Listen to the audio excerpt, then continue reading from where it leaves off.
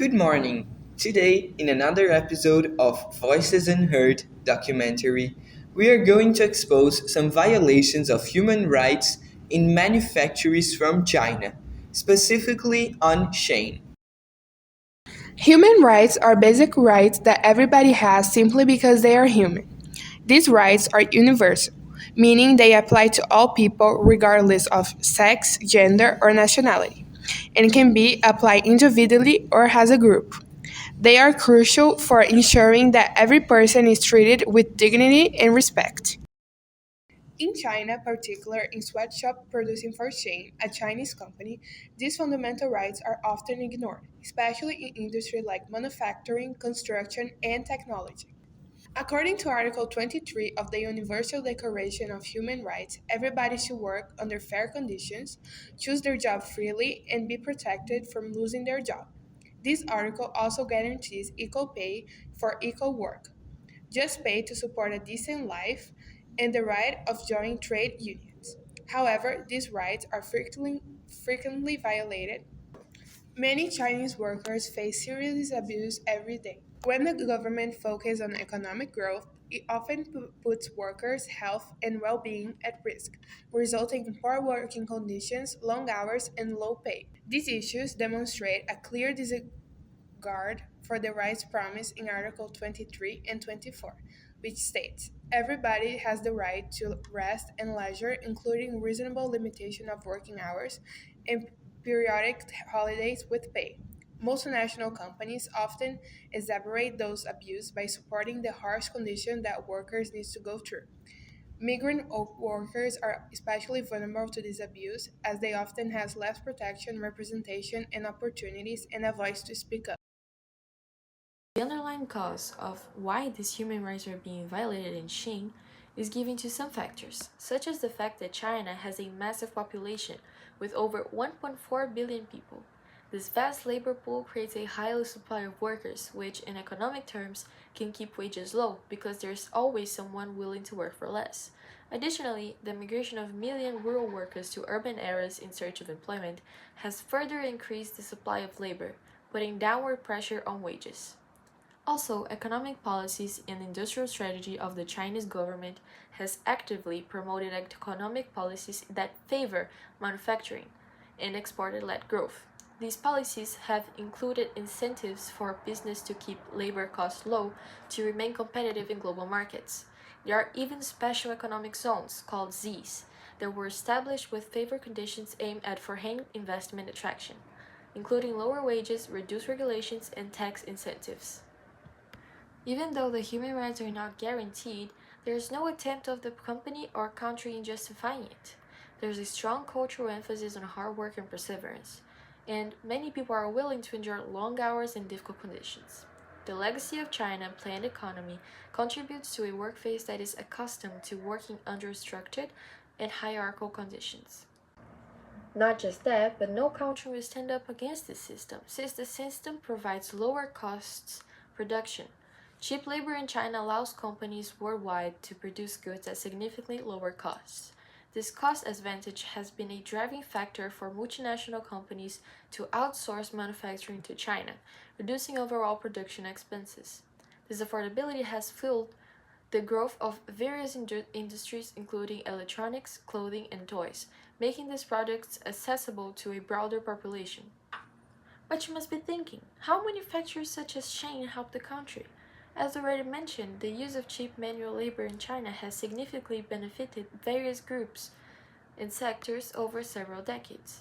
This phenomenon is not recent and has been a key factor in China's economic growth and global economic integration since the late 20th century.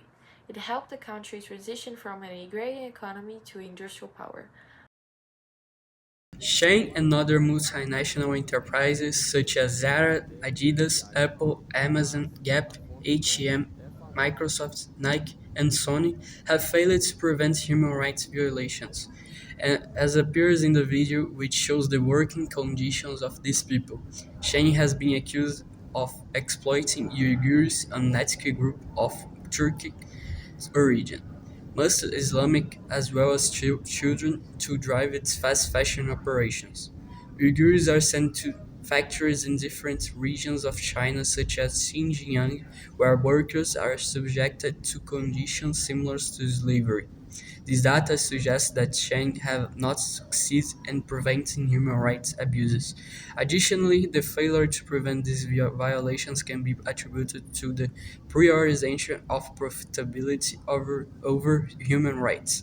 The only effective solution would be the creation of international laws that sanction those who do not comply. National laws alone are insufficient, and as companies like Shen could be simply relocated to a more profitable location. After the third phase of Industrial Revolution, which took place after World War II in the 20th century, the Chinese Communist Party (CCP) started a huge economic expansion. The new Chinese leader Deng Xiaoping established capitalism in its economy through the 80 decades. Now emerging on the global market with its capitalist system, China started developing their economy through factories and industries that led uh, that led its workers hostage to terrible conditions of work, such as the abusive hours of manufacturing. This leads us to another core concept of global politics: development, which is a sustained increase in the standard of living and well being of a level of social organization. First of all, it is important to note that development is a complex concept from global politics because it can involve different ways of measurement and classification. When analyzing economics aspects, the World Bank classifies the development of countries based on the data of GDP and GDP per capita, classifying countries as low income, lower middle income, upper middle income, and high income. Total value of goods and services produced or traded by a country in one year. A mathematical average of how much money each person of the country would have when you divide GDP equally for all. Analyzing the data, it is clear to see that China is one of the countries that had the most economic growth in such a short period, the 21st century. In the beginning of the century, China had a GDP of $1.2 trillion dollars and a GDP per capita of $959.36, which nowadays would be classified as a low income. However, after 22 years, China had a GDP of $17.96 trillion and a GDP per capita of 12,720.22 In a nutshell, this shows us that because of companies like SHEIN, which were originated along the first decade of the 21st century, the same decade when China improved their economy, that China was able to develop their GDP and got to be one of the most important agents in the global market because of the mass productivity system with terrible conditions for workers, such as the long hours of production. Like Clara explained it before, this case study of Shane is also completely related to the global politics concept of human rights. Rights held by individuals simply because they are human. These rights are universal, do not have boundaries of sex, gender, nationality, and can be claimed individually or in groups. That's affirmed because when companies like Shein abuse their worker conditions of production by increasing the daily hours of manufacturing, for example, they are disrespecting some articles of human rights, such as the ones Clara talked before. We thank you for watching.